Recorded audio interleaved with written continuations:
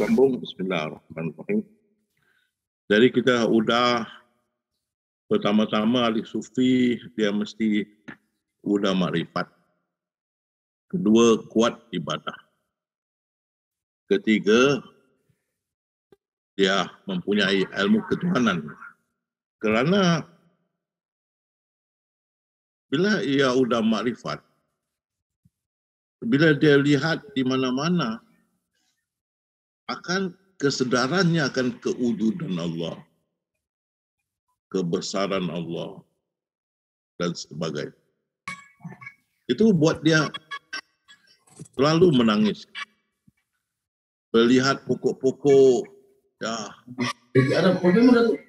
Sekian kan orang teman bisa. Sangkat di sama saya. Mohon maaf Ustaz, ada suara yang keluar tadi. Jadi bila dia terpandang ni semua tanda-tanda Allah, maka nangis ya. Dia sedar akan kebesaran, keagungan Allah Subhanahu wa taala. Jadi sekarang kita mau mempelajari tentang ketuhanan, ilmu ketuhanan. Ini yang dialami oleh mereka yang sudah bermakrifat. Jadi kita sekarang mempelajari untuk mengenal sifat dan af'al Allah.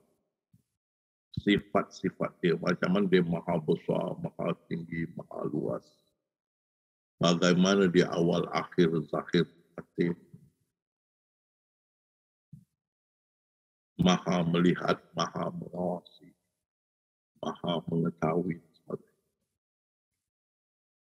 Jadi bila kita pandang tu, di mana kita memandang, kita tahu. Itulah tanda-tanda dia yang buat kita lebih gemetar kepada Allah Subhanahu wa taala. Jadi inilah ilmu ketuhanan, kita belajar tentang sifat dan afalnya. Pertama-tama kita akan tengok sifat dia dulu. Jadi kita lihat di sini.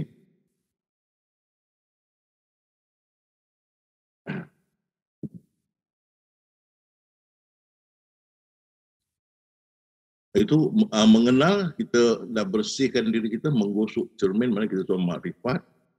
Sekarang kita akan mengenal sifat dan af'al dia. Dan Allah, dialah yang menurunkan kepada hamba-hambanya ayat-ayat yang terang. Ini ayat-ayat Al-Quran, ayat-ayat makrifat. Dan dia mengeluarkan kamu dari kegelapan kepada cahaya. Di dalam Al-Quran itu banyak ayat makrifat. Itu bila kita tengok seperti satu jemaah berkata, seperti Ustaz bila baca Al-Quran seperti berjatuhan mutiara, kutip saja. Begitu suara kenal banyak ayat-ayat makrifat. Sesungguhnya kami telah pun menerangkan ayat-ayat keterangan kepada kaum yang mahu percaya dan yakin. Dalam Al-Quran banyak surat makrifat, ayat-ayat makrifat. Orang-orang dalam golongan ini mempunyai ilmu ketuhanan dan tanda-tanda Allah. Jadi soal makrifat. InsyaAllah kita akan lambat laun mengetahui akan kebesaran, iaitu ilmu ketuhanan dan tanda-tanda. Yang pertama kita mau hari ini sampaikan sifatnya. Jadi pertama bila dia pada permulaan dia saja yang ada. Jadi kalau dia permulaan dia saja yang ada, kepada siapa dia firman kun. Jadi tengok, pada permulaan Allah saja yang ada. Tunggal. Tak ada wujud yang lain melainkan Allah. Tiada wujud yang lain melainkan Allah. Jadi dialah yang awal. Dan mengikut Profesor Ramadan, sungguh Allah telah sudah ada sebelum wujudnya apa pun, sebelum wujudnya zaman dan tempat, Allah sudah ada. Tunggal, yang awal, yang pertama. Pertama-tama Allah saja ada, tak ada apa pun bersamanya. Tapi kalau dia pertama dia, jadi dia saja yang ada yang tunggal, kepada siapa dia berfirman kun. Jadilah. Lalu jadilah ciptaan. Kepada siapa? Maka ini yang Imam Imran Husin berkata soalan ini sangat janggal dan sangat rumit dan susah. Kerana apa hubungan pencipta dan ciptaan? Adakah pencipta dan ciptaan wujud perasingan? Kalau ini benar, runtuhlah tauhid. Kerana ada dua wujud, bukan satu. Iaitu Allah wujud, ciptaan pun wujud. Ada dua wujud. Tak boleh. Ataupun adakah kedua-duanya sama? Ini pula akan memperkuatkan panteismah. Melihat Allah pada setiap ciptaan. Ini juga ada, boleh dikatakan, pandangan wahdatul wujud. Jadi balik semula, ingat, permulaan Allah saja yang ada. Lalu kepada siapa dia firman pun kalau dia saja yang ada? Maka kita periksa dalam Al-Quran, ini tak ada masalah. Dia pernah firman pada diri dia. Di lain masa dia pernah firman pada diri dia. Dia firman atas dirinya sifat kasih sayang. Allah menetapkan atau firmankan atas dirinya sifat kasih sayang. Dan Allah berfirman kepada dirinya, rahmatku atau zat dia, rahmatku mendahului kemurkaanku. Jadi dengan itu, berarti kalau dia tunggal, dia berfirman kun, maka kun itu balik pada diri dia, tak ada lain yang wujud. Maka dia firman kepada diri dia. Itu pasal inna lillahi wa inna ilaihi raji'un, daripada Allah. Dan kepada Allah kita kembali. Jadi dia firman pada diri dia. Dan bila dia firman pada diri dia, maka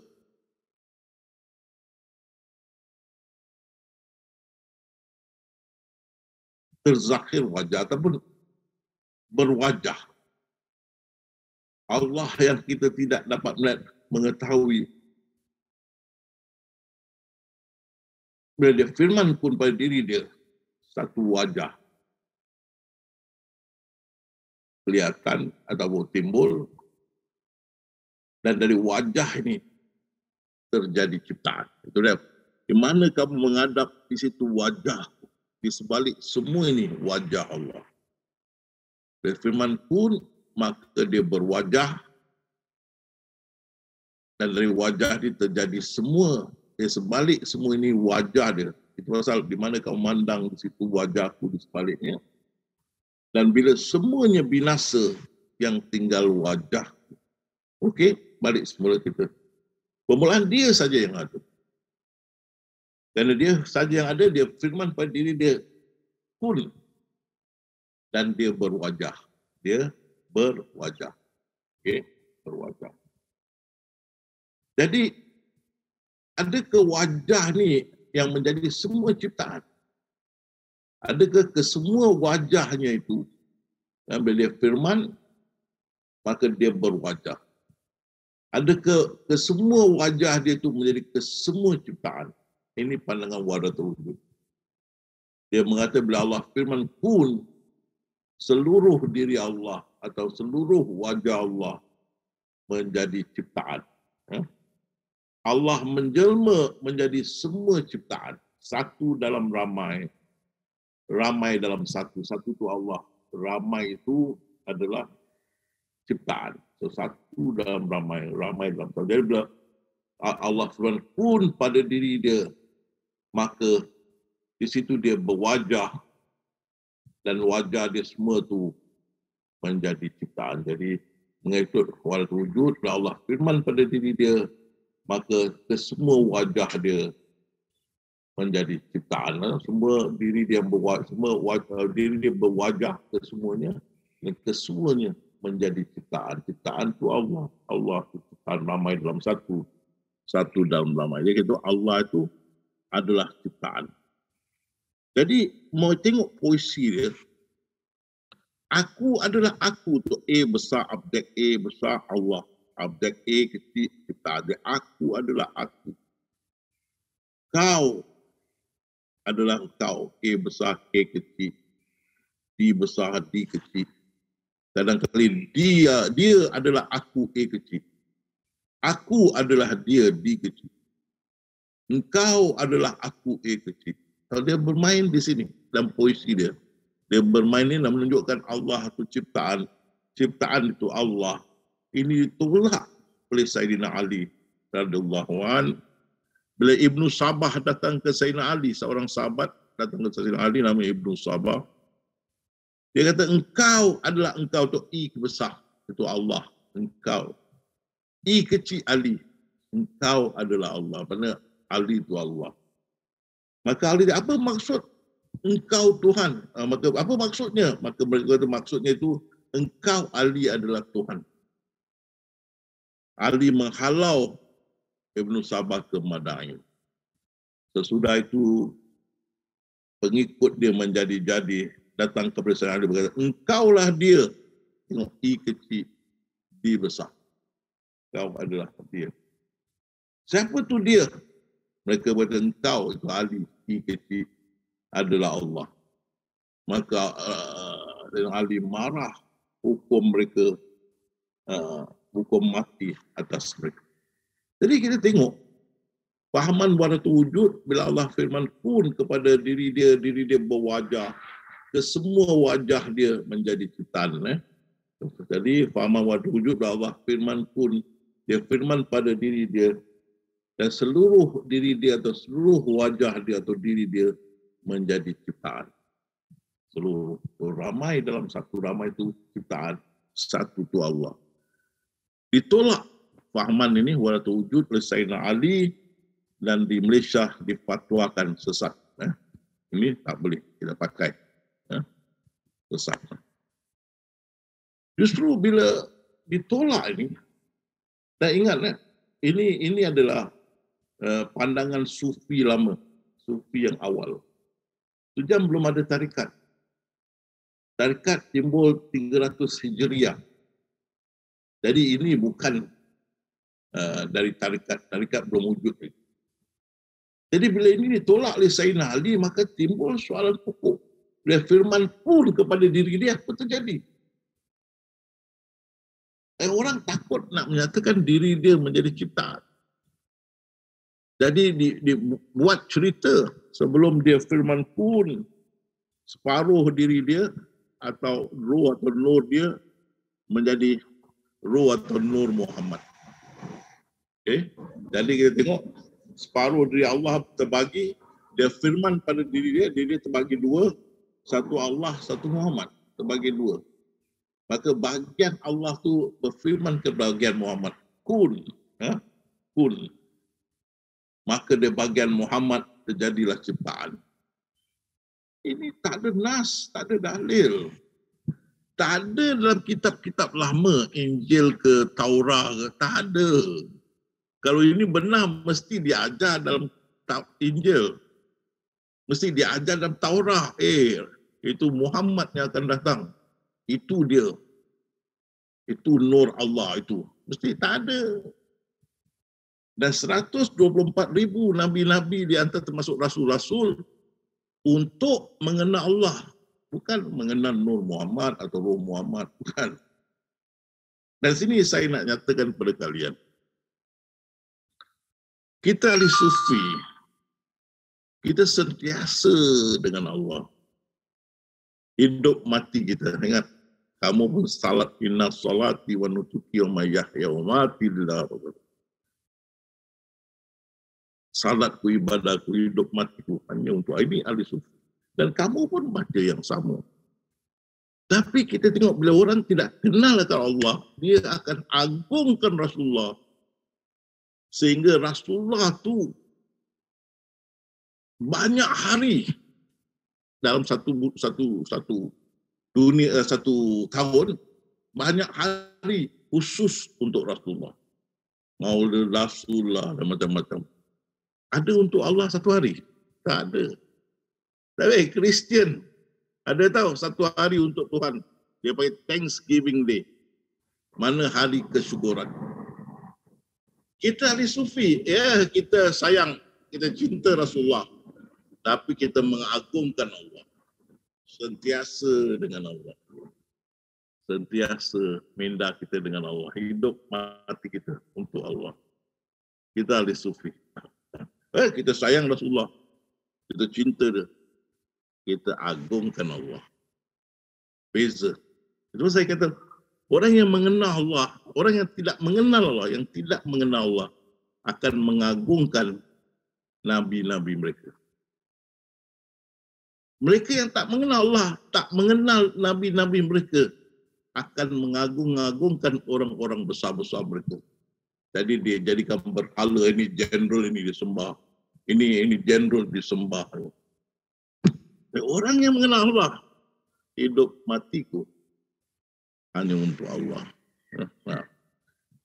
Jadi di sini tak ada nas, tak ada dalil tentang Nur Muhammad. Dan dikatakan Rasulullah mengatakan, aku daripada Allah, korang semua daripada aku, itu bohong. Itu hanyalah satu rekaan. Tidak hadis, tak ada bohong. Dr. Yusuf Kadawi berfatwa hadis-hadis berkenaan Nur Muhammad tidak sabit, tidak betul, dan tidak boleh dipegangi sebagai akidah. Dan difatwakan juga, diharamkan. Dan bukan saja itu, mereka berkata yang apa tu,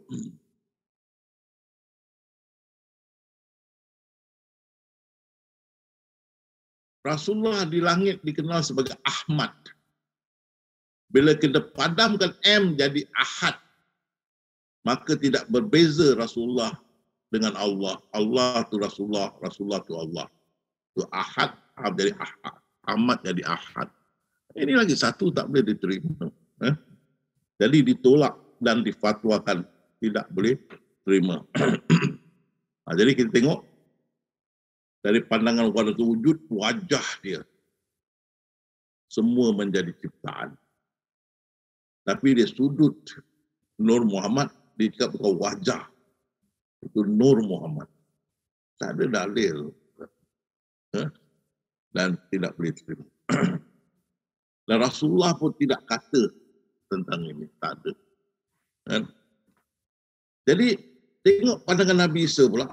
Nabi Isa AS, dia berkata bila Allah firman kun, dia pun kata sedikit diri Allah lebih kecil dari sebiji pasir, atau seperti setitik air masin dari lautan. Itulah menjadi kesemua ciptaan, termasuk ruang dan masa. Ada Nabi Isa berkata bahwa firman kun kepada diri dia, sedikit diri dia, lebih kecil dari sebiji pasir, lebih kecil seperti setitik air masin dari lautan. Itulah menjadi kesemua ciptaan. Itu Nabi Isa. Sains, bila Allah firman kun, sedikit dari Allah itu God particle. Sedikit dari Allah, God particle, sedikit dari Allah itu. Ini dipanggil Higgs boson. Higgs boson. Ini sedikit diri dia tu. Ini yang menggeledak Big Bang. Menggeledak sedikit dari dia. Kun. Menggeledak kun tu, menggeledak. Bagi kita, kun bagi dia. Menggeledak, meletup. Menjadi padang atom. Dan atom-atom dalam padang ini berkumpul-kumpul menjadi ciptaan. Ini pandangan sains. Jadi itu sedikit dari Allah itu lebih kecil daripada atom. Bagi sains, lebih kecil daripada atom. Kita balik pada Quran dan Sunnah. Rasulullah berkata, tidak sebesar sebiji sawi langit yang 7 ni dan bumi. Tidak sebesar sebiji sawi. Dan di lain masa Rasulullah berkata, di hari kemudian kamu akan melihat Allah seperti bulan purnama di waktu yang gelap. Tapi Allah lebih besar daripada itu. Bulan purnama itu kecil, dia boleh tutup dengan tangan. Allah lebih besar. Jadi kita tahu unsur itu kecil. Bagaimana kecilnya? Kita tengok dalam Al-Quran. Kemana kamu memandang wajah aku ada di sebalik. Dan kita tahu itulah wajah yang menjadi ciptaan wajah. Dan dia berkata juga, dan wajah ni bagaimana besarnya? Tengok tu, yang maha halus. Makna wajah ni halus. Maha halus, lebih kecil daripada atom. Halus lagi meliputi seperti lubang yang tidak tembus. Halus. Halus. Lebih kecil dari atom meliputi atom. Halus, yang maha halus. Jadi bila kita tahu yang halus ni, kan? Jadi wajah tu yang halus, dari wajah tu yang halus bercahaya menjadi zat. Jadi wajah yang halus tu, nampak wajah yang halus bercahaya dan menjadi zat. Menjadi zat. Ini zatlah unsur pertama atau ciptaan pertama. Unsur pertama. Ciptaan atau unsur yang wajibul wujud kepada yang lain. Zat. Yang pertama-tama, bila wajah itu sudah ada, pertama-tama yang terzahir dari wajah ini adalah zat. Jadi wajah itu tetap kekal. Wajah itu sebahagian daripada Allah, seperti ekor gajah dengan gajah. Tapi zat ini adalah ciptaan. Maka daripada wajah itu terzahir zat. Ya. Telah pun sabit dengan bukti yang yakin. Profesor Ramadan.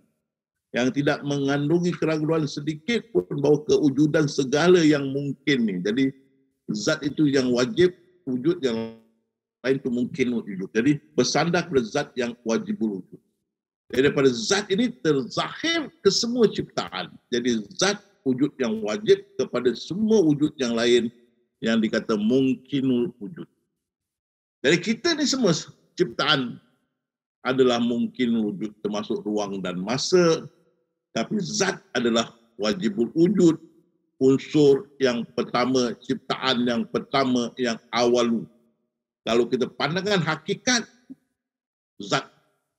Pandangan makrifat yang maha halus. Nanti kita lihat. Jadi, kita tengok daripada itu segala hakikat alam semesta yang kita lihat dan kita saksikan, kesemuanya adalah limpahan dari satu hakikat teragung, hakikat zatullah azza wa jalla. Jadi zat itu yang datang dari wajah Allah, terzahir daripada wajah Allah, wajah yang maha halus, terzahir menjadi zat.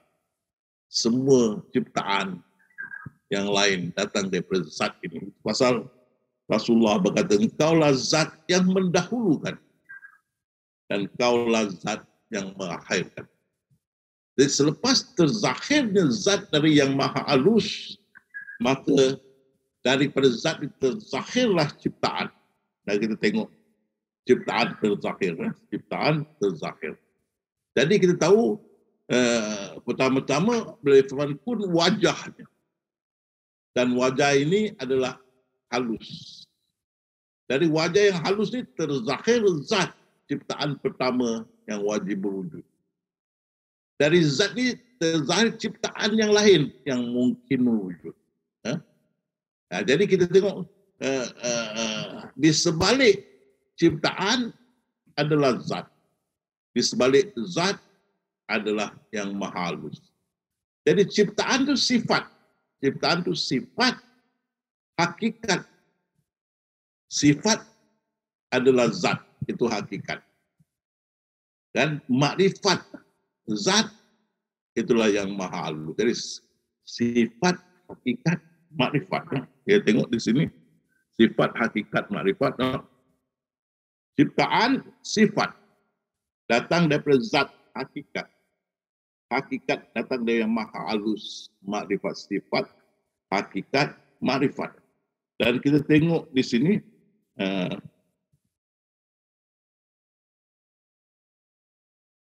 contohnya kita tengok, seperti contoh biasa gitu, sandal cepet sama kerusi kayu, meja kayu. Sifat.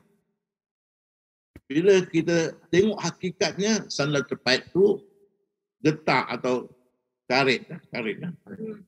Karet.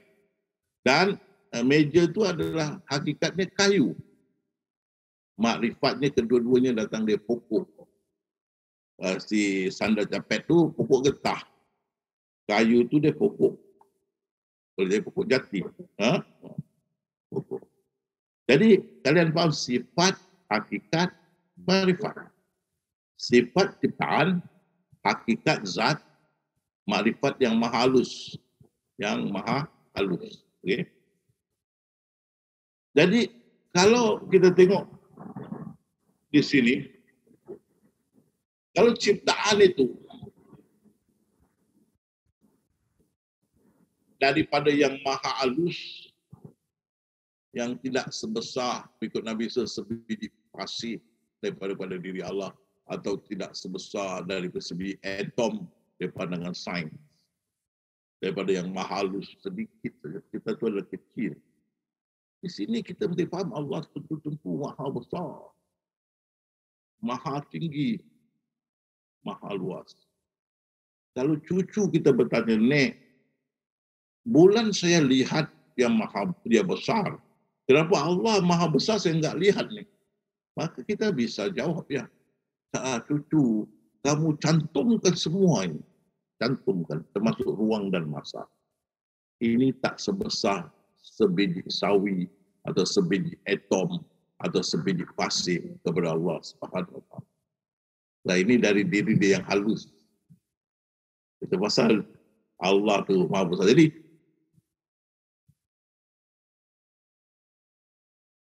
kalau kita katakan, kalau ini datang dari ekor gajah, tentu tidak sama dengan gajah. Gajah tu besar, ini dari ekor gajah. Kan? Ekor nak contohkanlah. Ini adalah yang halus, sebahagian daripada Allah, tapi yang halus. Kan? Tapi tidak bercerai ekor gajah dengan gajah. Tidak bercerai yang maha halus dengan yang maha besar. Tak bercerai. Seperti gajah dengan ekor gajah. Jadi kalau kita tengok ekor gajah, kita tahu gajah lagi besar. Dan kita tengok maha halus, baru kita tahu dia maha besar, maha luas, maha tinggi. Baru kita faham dia maha besar, maha luas, maha tinggi. Pasal apa? Semua ini dijadikan satu, tidak besar daripada atom, atau sebiji sawi, atau sebiji pasir. Berarti wajah, bila Allah berwajah itu wajah hanya halus. Wajah dia yang halus, itu yang menjadi zat, dari zat menjadi ciptaan. Jadi kalau itu berunsur daripada yang halus, tentu dia maha besar, maha tinggi, maha luas, seperti ekor gajah dengan gajah. Tidak sama. Tapi ingat, tak bercerai yang maha halus dengan yang maha besar, tidak bercerai ekor gajah dengan gajah. Jadi faham bagaimana dia maha besar, maha tinggi, maha luas. Kumpulkan ni semua jadi satu, tidak sebesar sebiji pasir kepada diri Allah. Halus. Malahan lebih kecil daripada itu. Berarti dia tentu maha besar. Sehingga Nabi Isa berkata, aku nak ceritakan maha besarnya, aku menggigil. Okay? Dan kita tengok juga bagaimana dia maha mendengar, maha melihat, maha mengetahui, maha mengawasi. Kerana bukan saja dia maha halus, ini halus meliputi. Seluruh ciptaan dia meliputi. Ini halus. Pasal di sebalik semua ciptaan ada zat. Di sebalik zat yang maha halus. Jadi sebalik badan kita ni ada zat. Sepatutnya di sebalik badan kita ni, ini badan kita adalah atom. Dari ujung kepala ke ujung kaki ada gumpulan atom mengikut sains. Di sebalik atom itu zat. Di sebalik zat yang maha halus. Tapi bila zat terzahir menjadi atom, dia tersembunyi. Dan bila maha halus terzahir menjadi zat terselindung. yang maha halus. Tapi tetap di sebalik ciptaan adalah zat, itu pandangan hakikat. Tapi kita pandang makrifat di sebalik ciptaan, di sebalik zat yang maha halus, itu pandangan makrifat. Jadi nak tengoklah, kalau kita kata di sebalik semua ini zat, itu pandangan apa? Hakikat. Kalau kita kata di sebalik semua ini yang maha halus, itu pandangan makrifat. Macam mana berlaku? Bila kita nafikan ciptaan, kita akan melihat zat itu hakikat. Itu pandangan hakikat. Bila kita nafikan sifat ciptaan dan kita nafikan zat hakikat, kita nafikan kedua-duanya, kita akan melihat yang maha halus, itu pandangan makrifat. Jadi mau tengok ya, kamu mengatakan zat ke ataupun yang maha halus. Kalau kamu kata di sebalik semua ni maha halus, pandangan makrifat. Kalau sebalik semua ni zat, pandangan hakikat. Jadi di sebalik semua ni yang meliputi zat. Dan di sebalik ini dan zat yang meliputi yang maha halus. Jadi kita tengok, kerana kalau dia meliputi semua termasuk ruang dan masa, jadi dia tahu apa yang berlaku. Semua berlaku depan mata dia. Dalam pengetahuan dia. Tak ada tempat kosong. Semua diliputi oleh yang maha halus. Kalau tak ada yang maha halus, tidak akan ada zat. Kalau tidak ada zat, tidak akan ada ciptaan. Bila ada ciptaan, mesti ada zat. Bila ada zat, mesti ada yang maha halus. Jadi di mana pun kita memandang ciptaan termasuk ruang dan masa, kita tahu kepada hakikat itu zat. Pandang makrifat yang maha halus. Itu kalau kita perhatikan kita boleh bergegar. Kita nafikan, apa yang maha halus dengan memandang apa bergegar. Nafi sebab nafi sifat ni. Okey. Nafi kata Allah. Kamu sedang melihatku dan aku melihat kamu. Betul?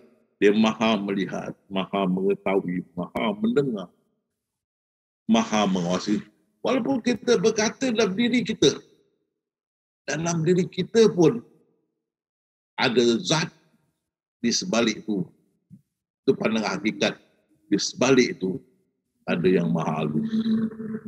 Pandangan makrifat. Jadi dia tahu dan isi hati pun dia tahu. Dan tak boleh lari. Jadi kita tengok ni, tidak selai daun jatuh tanpa pengetahuanku. Tentulah. Daun jatuh dalam hutan, dia tahu.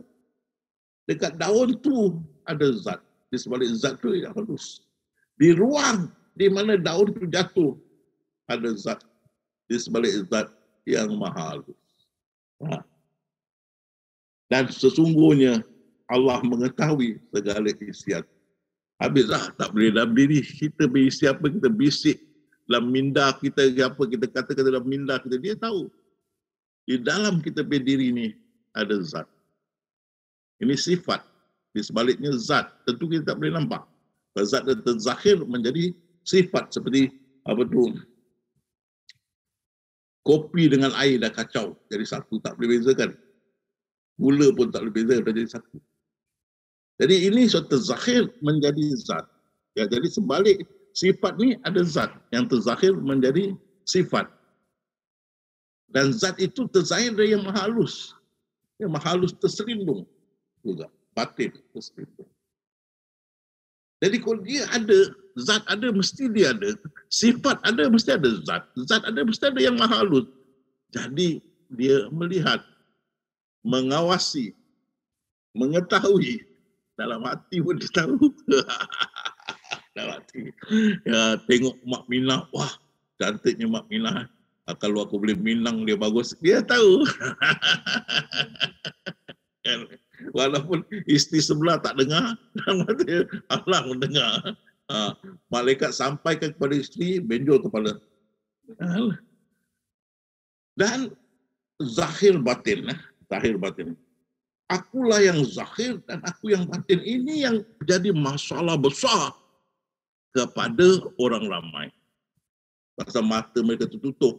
Dia tengok yang zahir, batu, kayu, lembu, pokok, monyet. Ini Tuhan ke? Aku yang zahir. Lembu tu Tuhan, dia sembah lembu. Kan? Aku yang zahir. Tengok apa tu monyet tu, dia sembah monyet. Dia, monkey god. Semua. Ya, zahir. Allah cakap yang zahir. Kalau dia tak faham, jadi kita sembah monkey god, itu kita zahir tu. Kita sembah lembu, itu god kan. Kita faham. Zahir tu. Jadi Hindu betul ke? Wallahualam, sampai pasal lagi tak masuk campur. Tapi kita bukan ahli sufi. Kita tak boleh salahkan mereka. Pasal yang zahir. Bila perkara ini timbulkan di forum international, ulama syariah bertunjuk pada tanda-tanda Allah. Itu yang zahir itu bukan Allah. Itu tanda-tanda dia. Kan? Dan orang kafir boleh berhak mengatakan monyet pun Tuhan pasal yang zahir. Jadi bukan itu. Dimaksudkan yang zahir itu, ciptaan terzahir daripada zat. Dan zat itu datang terzahir daripada yang maha halus. Jadi yang maha halus itu batin. Zat itu zahir dan ciptaan itu zahir, ini pandangan makrifat. Dia terus ke belakang. Pandangan makrifat itu di ke belakang. Sifat, hakikat, makrifat. Dia tak pandang pada sifat. Dia sudah nafi. Dia tidak pandang pada hakikat. Dia sudah nafi. Dia terus ke makrifat. Itu pandangan makrifat. Kan? Jadi dia terus nampak kepada yang maha halus. Jadi dia tahu semua ciptaan itu terzahir daripada pandangan makrifat yang maha halus. Jadi Allah lah yang zahir, Allah yang batin, dan semua ini daripada maha halus. Semua terzahir yang maha halus, dan yang maha halus menjadi batin ke semua ini. Seperti pandangan makrifat, kita tengok istana ini daripada ais, zahir. Dalam ais ada air, itu zahir. Mana semua datang? Daripada lautan batin. Ini pandangan makrifat terus kepada lautan. Ini pandangan makrifat. Pandangan hakikat, kita tengok. Air batu sampai kepada air, tak sampai kepada lautan. Ini hakikat. Hakikat ais atau air batu ais adalah air. Dia tak nampak lautan, pasal dia pandangan hakikat, bukan makrifat. Bila pandang makrifat, dia nampak lautan. Kan? Kalau dia kata, aku melihat ais tu, aku nampak air, itu hakikat. Kalau dia kata, aku tengok ais tu, aku nampak lautan, itu makrifat. Jadi, pandangan itu ada makrifat dan ada hakikat, tapi tidak nafikan semua itu terzahir. Kalau dia kepada hakikat, terzahir daripada zat. Kepada makrifat, semua itu terzahir daripada yang maha halus. Maka yang maha halus itulah yang batin. Yang lain nama zahir. Jadi semua terzahir daripada yang maha halus. Maka yang maha halus berkata, akulah yang zahir. Akulah yang batin. Seperti air batu ni, ais ni, ataupun kita tengok ini, bangunan ais ni kalau kita tengok. Kita tahulah pandangan makrifat ini semua daripada lautan. Semua daripada lautan. Jadi kalau kita tengok di sini juga, kita tahu ais ni, kalau kita pandang hakikat, kita tahu daripada air. Kalau kita pandang jauh, makrifat daripada sungai, tasik atau lautan. Ada pandangan, tapi tidak nafikan sifat dan hakikat terzahir daripada yang maha halus. Mana ciptaan terzahir daripada zat terzahir daripada yang maha halus. Jadi maha halus itu batin dan zat itu zahir dan sifat itu zahir, pandangan makrifat. Jadi aku yang zahir, aku yang batin.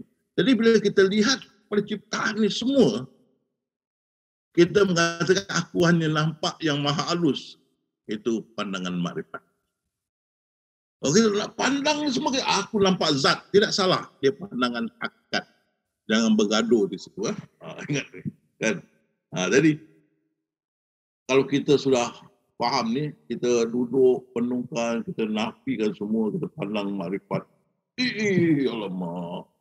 Kita sedah kewujudan zat, kewujudan yang maha halus, dan tentu dia memerhati kita, melihat, pengawas, bergegar. Jadi orang yang sudah makrifat, dia dapat tanda-tanda ini yang dia bergegar, menangis, selalu menangis bila tersedah fakta kebenaran yang sebenarnya. Jadi sifat hakikat makrifat, tadi kita sekarang, ini suatu tersilap pada awal dan akhir, awal dan akhir. Jadi kita tengok dari yang maha halus awal datangnya zat itu warna kuning, hero warna kuning. Daripada zat menjadi ciptaan. Jadi yang maha halus awal. Dan kalau kita tengok bila ciptaan binasa balik menjadi zat yang warna merah, hero warna merah. Bila zat binasa balik yang maha halus, yang halus itu adalah yang akhir. Itu pandangan makrifat. Pandang hakikat lain. Binasa ciptaan zat. Itu hakikat. Makrifat zat pembinasa yang tinggal, yang maha halus. Jadi ada firman Allah, semuanya binasa yang tinggal zatku. Dan ada juga firman Allah, semuanya binasa yang tinggal wajahku. Ayo, satu hakikat, satu makrifat. Ada kesini. Oh, tak ada sini. Jadi ada dia punya itu, dia punya firman, boleh tengok semuanya binasa yang tinggal zat itu pandangan hakikat. Dan ada juga firman dia, semua dia binasa yang tinggal wajah, itu pandangan makrifat. Okay. Jadi kalau kita pakai pandangan hakikat, awal dan akhir adalah zat. Bila kita pakai pandangan makrifat, awal dan akhir adalah yang maha halus. Jadi semuanya binasa yang tinggal zat itu pandangan hakikat. Bila kita semuanya binasa tinggal wajahku, itulah pandangan makrifat. Okey. Mukjizat, bagaimana mukjizat berlaku? Nabi Musa ketuk lautan merah terbuka. Macam mana lautan ni boleh terbuka? Kerana di sebalik lautan itu ada zat. Dan di sebalik zat itu ada yang maha halus. Jadi kalau Allah mau mendaki terjadi macam gini, terbuka lautan merah. Bukan dekat tongkat tau, dekat air itu. Ada zat, pandangan hakikat, pandangan makrifat adalah yang maha halus. Seperti kita mesti ingat maha halus tu, saya kasih contoh seperti ekor gajah dengan gajah. Ekor gajah tu bergoyang bukan kerana ekor tu bergoyang, gajah goyang tadi. Ingat tu. Tidak berpisah ekor gajah dengan gajah. Dan begitu juga bila air terkuak, kan di sebalik itu pada makrifat ada yang maha halus. Jadi kalau Allah firman pun memang terbuka. Pasal di sebalik semua ni yang maha halus. Jadi itu tentang dia punya sifat-sifat. Sifat dia zahir, batin, awal, akhir, maha besar, maha tinggi, maha luas. Maha mendengar, maha mengasihi, maha mengetahui, maha melihat dan sebagainya. Sifat-sifat dia dan kita sudah kenal. Saya sudah sampaikan, semoga kalian kenal. Sekarang masuk af'al dia. afal dia. Afal dia. Ini perbuatan dia. Begitu perbuatan dia, wah ada tsunami. Banyak banget. Gempa bumi, banyak banget. Taifun, habis banget. Neraka, banyak akan diseksa. Penyakit macam-macam kanser. Leukemia, limfoma, meloma, belakang yang cacat mental, nyanyuk, cacat fizikal, dementia, yang buta, yang bisu, yang pekak, yang gila. Bagaimana ini? Itulah orang-orang di International Forum dia timbulkan ini. Kalau saya tidak diberi pilihan, semua mesti ikut takdir. Melainkan mesti melakukan kejahatan kerana takdir. Mengapa saya mesti masuk neraka? Ini semua saya ikut takdir. Ditimbulkan. Kenapa saya mesti masuk neraka apabila semua hidup saya sudah ditentukan oleh Allah, takdir? Apa kuasa saya yang lemah ini nak merubahnya? Kalau Allah sudah menentukan segala-galanya, apa kita boleh buat melain kita mesti buat apa yang dia tentukan. Kenapa dia disalahkan? Ide yang Tuhan yang mulia menghantar orang masuk ke neraka yang membakar sesuatu yang saya tidak dapat menerima sama sekali. Ini perkara gila yang terlampau dan kepercayaan yang sangat teruk. Saya tidak mahu ada kena-mengena dengan Tuhan sedemikian. Dan ini padri di International Forum, dia berkata kepada saya, kalau kau punya Tuhan, dengan Tuhan kami dalam Injil adalah sama. Kami juga bersyarah menekankan tentang neraka. Dan apa terjadi? Pengikut kami tak boleh terima. Dan banyak soal menjadi atheist dan free thinker. Kerana apa? Diorang tak mau kena mengena dengan Tuhan yang terlampau sangat siksanya, yang bengis dan sebagainya. Ini bukan Tuhan. Ini akan kita jumpa, kita umat Islam akan jumpa sikit masa lagi bila kita sudah setaraf tamadun dengan mereka, orang-orang barat. Juga dia punya Reverend Franklin Graham, dia punya padri juga mengata Tuhan dalam agama Islam lain dari Tuhan agama Kristian dan agama sebelumnya, agama Musa. Tuhan adalah Tuhan yang lain dan aku percaya sangat jahat orang Islam. Tuhan Islam jahat dan Islam agama yang kejam. Tapi ini ada akal dia, perbuatan dia. Turunkan bala, bencana. Jadi soal kenapa? Kalau kau maha pengasih, maha penyayang, kenapa? Orang lari di agama. Ya. Satu ustaz saya dengar kat YouTube. Dia kata, satu jemaah datang, Ustaz, kalau kita tidak buat apa Allah suruh, kita masuk neraka. Ustaz jawab, benar, kalau Allah tak maafkan aku, ampun kamu masuk neraka. Kenapa pula?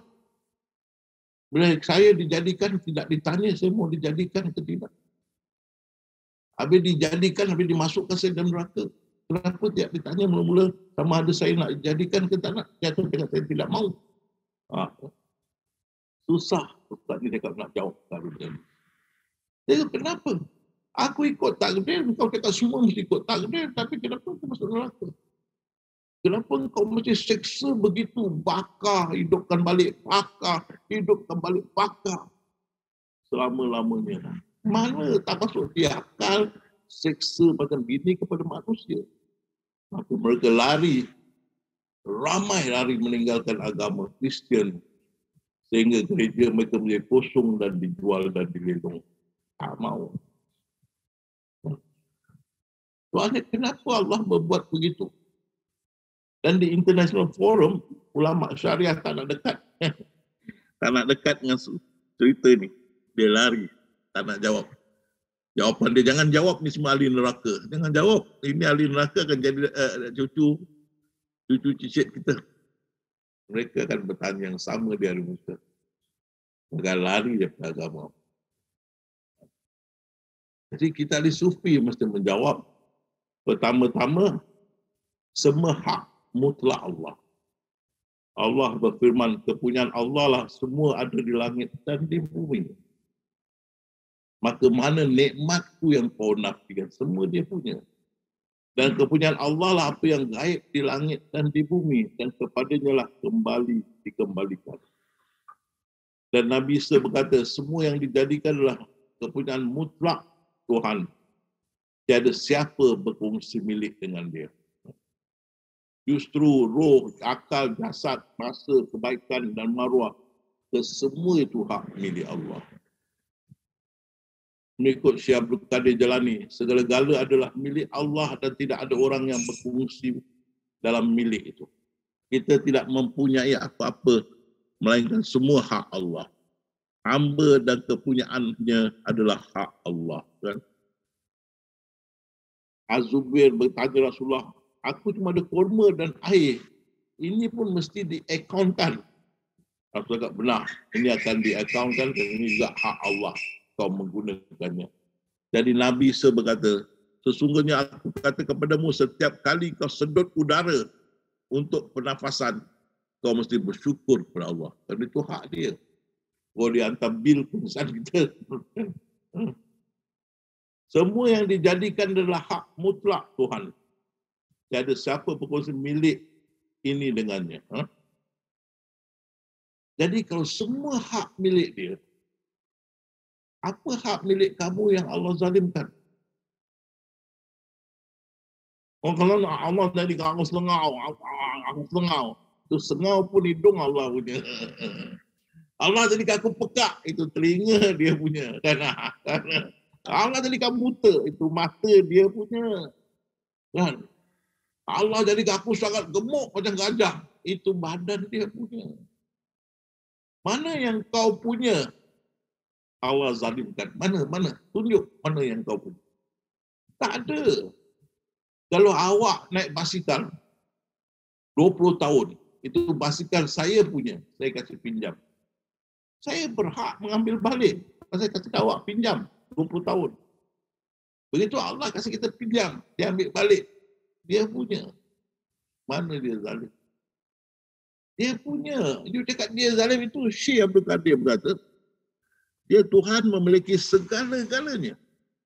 Orang yang zalim itu ialah orang yang mengganggu kepunyaan orang lain tanpa keizinannya. Ini dia punya. Kalau dia punya, mana boleh kita melarang dia buat apa dia suka pada hak dia. Tunjuk apa yang kita punya dia zalimkan. Kalau tak ada kita punya yang dia zalimkan, mengapa kita marah-marah dia? Kita maki-maki dia. Kenapa? Kenapa dia? Bila Fabi ayah Rabbikumah bukan sibar. Mana nikmatku kau nafikan. Dan mana nikmatku kau ragukan. Mana dia? Semua yang di langit dan di bumi, walaupun dalam kegelapan pun, dalam yang gaib, semua hak Allah. Kalau hak dia, dia boleh berbuat sesuka hati atas hak dia. Mana yang hak kita yang dia zalim? Semua hak dia. Dan kalau dia nak campakkan hak dia dalam api, dia punya hak. Bukan. Satu-satu. Kalau kita nak melawan dengan orang-orang kafir, tanya dia. You see God is cruel, diabolical. Show me what yours that God had caused to suffer. What is yours? Kau punya. You own. No? Kau buat. Or you created what yours. Tak ada. Semua dia punya.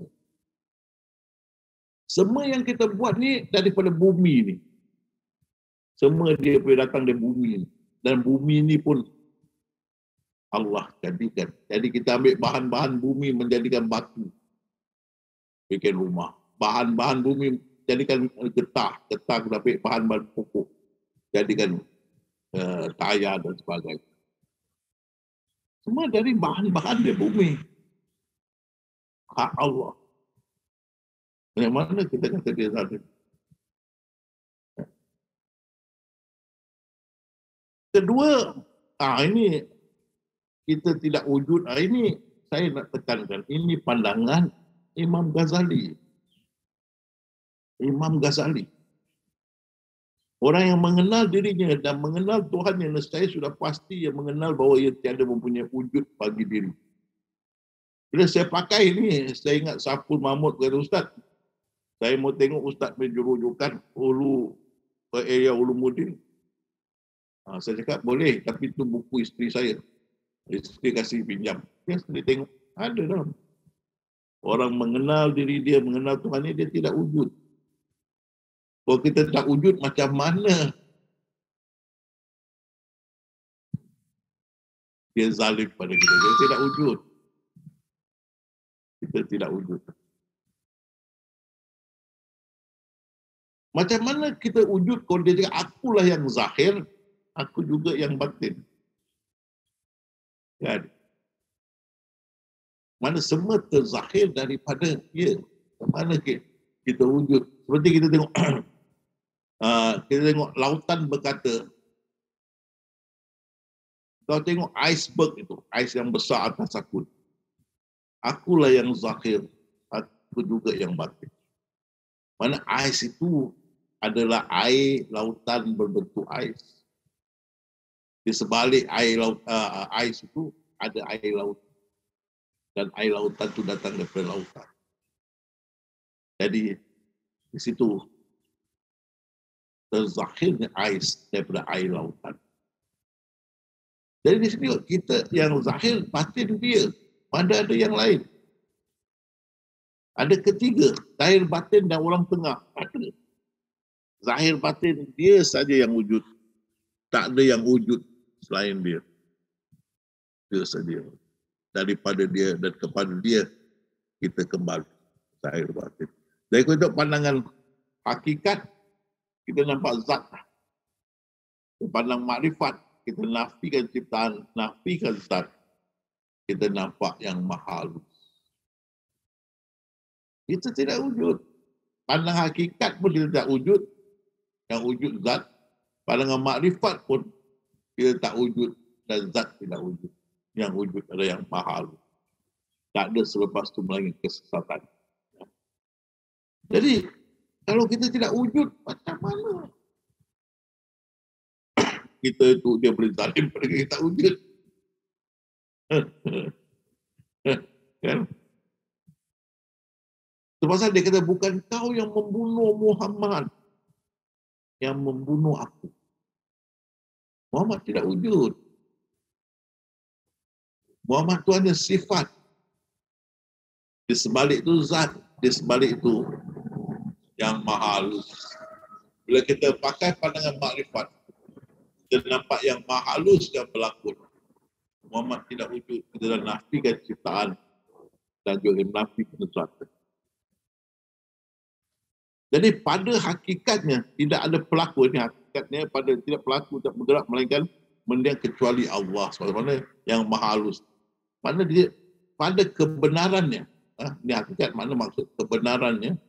Tidak ada yang pelaku atau penggerak atau yang mendiamkan melainkan yang Allah SWT atau yang maha halus. Dan Nabi sebut Tuhan itu wujud. Tanpanya tidak akan wujud. Tengok tu. Lain tak wujud, dia saja wujud. Kerana dia wujud, kita datang daripada dia, maka kita wujud. Kita terzahir. Dia hidup tanpa dia, tidak ada kehidupan. Tidak ada. Kita hidup kerana dia hidup. Dan kita terzahir daripada dia. Kita tidak wujud. Kita adalah sifat-sifat sama ada mungkinul atau wajibul yang datang daripada yang maha halus. Itu pasal dikata inna lillahi wa inna ilaihi raji'un, daripada dia dan kepada Dia kita kembali. Jadi bagaimana Allah menganiaya kamu? Bagaimana Dia menganiaya hamba-Nya? Bagaimana Dia menganiaya walaupun sebesar zarah bila kau tak wujud? Dan semua ni hak aku. Bagaimana aku menganiaya kau? Maha suci Allah, pencipta yang paling baik. Sesungguhnya Allah maha halus serta lemah lembut, lagi maha mendalam pengetahuan. Celakalah kamu. Bagaimana kamu memikirkan dan menetapkan, celakalah kamu. Kau tak wujud, semua hak dia, habis kau salahkan dia. Macam mana ni? Mana pergi otak kau? Dan mereka tak menghormati Allah dan penghormatan yang semestinya. Dan mereka tak mengagungkan Allah dan pengagungan yang semestinya. Itu pasal kita ingat kita wujud. Jadi kita jadi marah. Dia tak boleh terima. Mana kita tak wujud. Kau tidak wujud. Dan semua hak dia. Ada kala sepatah perkataan boleh menyebabkan kita tergelincir ke neraka sejauh jarak antara timur dan barat. Begitu kita Abu Lahab kena.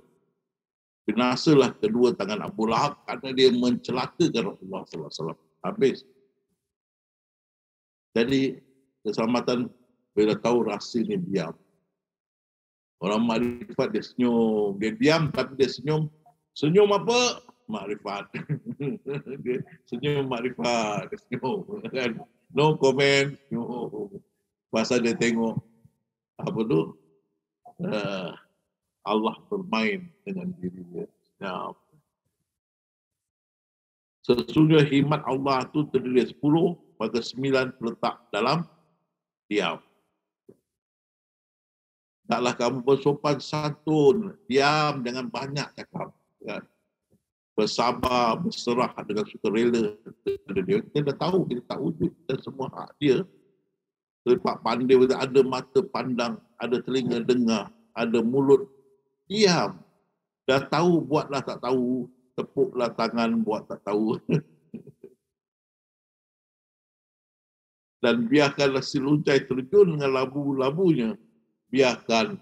Jadi kita tengok, bagaimana kita nak marah Allah. Pertama, semua tu hak milik dia. Kedua, kita tidak wujud. Saya nak tambah ketiga. Sains. Sains mengatakan kita satu gambaran, hologram. Kalau kita satu gambaran, macam mana dia zalim? Kita satu gambar saja. Benarkah kita satu gambar? Ada. Dalam Al-Quran, dalam hadis, Rasulullah pergi Mi'raj. Dia melihat ahli neraka dan ahli syurga. Soal pokok belum kiamat. Belum ada hari kebangkitan. Belum ada hari hisab. Macam mana dia boleh melihat ahli syurga, ahli neraka semasa dia, ataupun bagaimana dia dapat melihat ahli neraka semasa dia Mi'raj. Bagaimana? Kalau belum terjadi kiamat, hisab, bagaimana? Hari kebangkitan belum ada.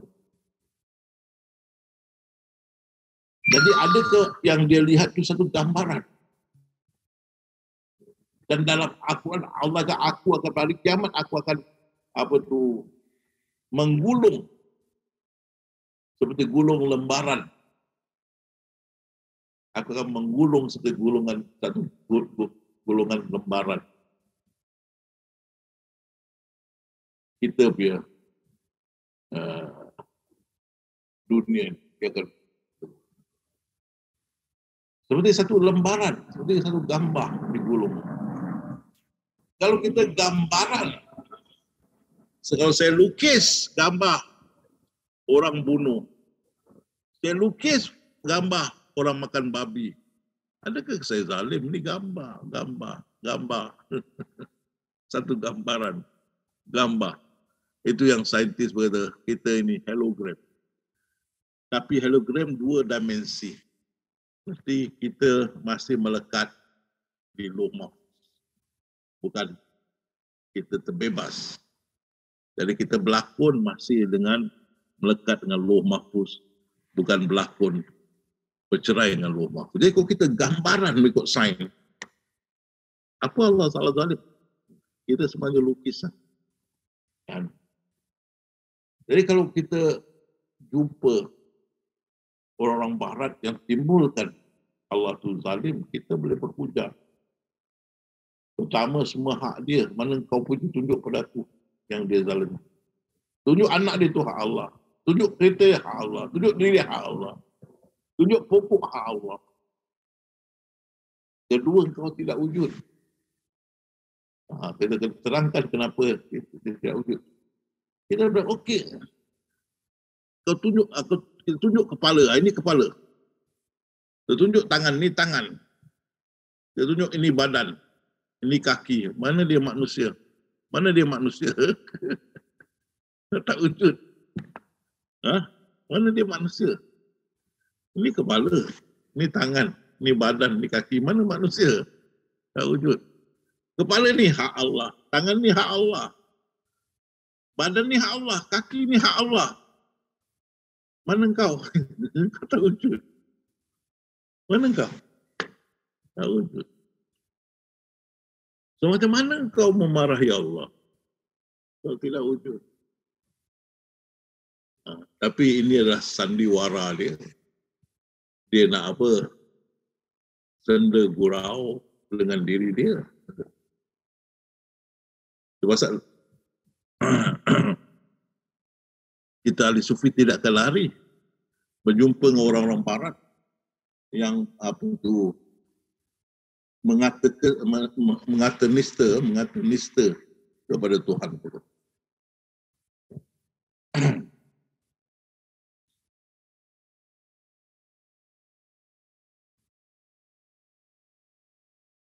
Dari saya di sini,